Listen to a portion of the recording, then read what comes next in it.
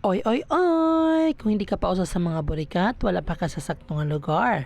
Basta pag-follow na para maging miyembro ka. So for today's video mga kaburikat, magluto na po ta og sudan para sa atong paniud to. Ang akong lutuon karon kay beef nga sinabawan. Ako na rin nagipakuluan ang beef mga kaburikat, nya ako na po rin gisunod ang mga lamas. Here's our verse of the day. I can do all things through Christ who strengthen me. Ako na lang gidungan o pabukal ang mga lamas sa atong karne nga baka mga kaburikat para mas magawas ang iyang lasa ug ang iyang aroma. Dili dapit ang mga kaburikat tagiwahiwa na ta sa mga gulay nga atong isagol sa atong sinabawan. So kani ato ang mga gipangsagol mga kaburikat ug unsa ray available sa ato ang kusina. So naada tay diri sayote ato pong gibutangan og kalabasa ug batong.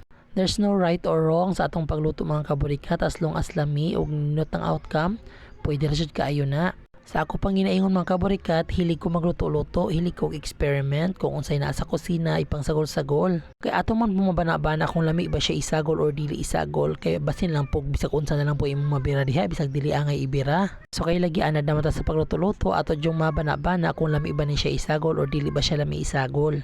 So nagpadayon lang gihapon ta sa paghiwa diri sa ato ang mga gulay mga kaburikat. So nagkaroon nagpanit ta sa atong kalabasa. Kay nakapalit man po si mama og repolyo ato na lang po gisagol og repolyo ang ato ang sabaw kay mas lami ang sabaw na ay daghang mga dahon-dahon. Umano siya mga kaburikat tanang kalabasa, batong og sayote. Unya kay nakabukal naman ang ato ang karne mga kaburikat ato na dayong ilunod ang mga gulay. Taod-taod na po rin na akong gipabukalan mga kaburikat so humok na jud ni ang karne ani. Ato din ilunod ang ato mga gulay mga kaburikat pag humok na ato ang karne. Kay wala po ilami ang ato ang mga gulay ma-overcook kay malata. Sumaon ang ato siyang isagol pag humok na ang karne ug hapit na maluto. Sa pabukalan nato kadiyot pag humok-humok na ato na dayong isunod ang atong repolyo. Ang kanang repolyo ipawahi jud na to mga kaburikat ug karing sibuyas sa dahon kay haron dili siya ma-overcook kaayo. So anin napita ato na ning tilawan nato ang sabaw kung okay na ba ang lasa. Hi mga kaburikat. So nahuman ako gluto sa ako ang giluto nga sudan for lunch sa atong tilawan. Gamay ra kay hapit na pud maniud tong sin mabusog ko ba. So ano tawagan nyo ang lauya. Basta mo siya sinabaw nga baka gibutangan og daghang gulay.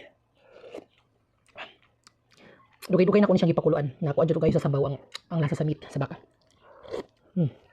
Akong gibutangan og cabbage, na ay sayote, kalabasa. Dayon ako gibutangan sibuyas dahon. Atong tilawan ang beef kung humok na ba. Humok ka dugay na ko siyang ipakuluan. Napon ni siya batong. Lami kayong ano, sabaw sa baka. Panagsaan na pod kay arang kamahal sa kilo sa baka 400 kapin. Napapalit ko dali mama din. Ang sa kilo wala na ko gihurot kay tulo upat man kabuk mangaon. Na ako lang isagol gulay. Para sunod gulay isda. Naga po tayo makuot nga. Masudan. Naras freezer. Tapos kung sinahapit na 12, so 12 ini uli lagi kan sa eskwelahan nga na rin piniudtok. Alam mo kaya sabaw sa baka, init pa. Morto, see you, bye-bye. Rika!